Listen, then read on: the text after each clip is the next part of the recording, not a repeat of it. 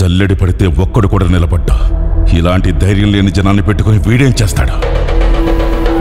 అవును సార్, మీరన్నట్టే మాకు ధైర్యం ఉండేది కాదు, శక్తి ఉండేది కాదు, నమ్మకము ఉండేది కాదు. చావు మా మీద గంతులేసేది. కానీ ఒకడు అడ్డం నిలబడ్డాడని వాడిని ఖాళీ ముందు తల నరికాడు కదా. ఆ రోజు చాలా సంవత్సరాల తర్వాత చావు మీద మేము గంతులేసాం. వాడు కత్తి విసిరిన వేగానికి ఒక గాలి పుట్టింది సార్. ఆ గాలి నరాతిలో ఉన్న ప్రతి ఒక్కడికి ఊపిరిచ్చింది. మీకొక సలహా ఇస్తాను, మీరు మాత్రం అతనికి అడ్డు నిలబడకండి సార్.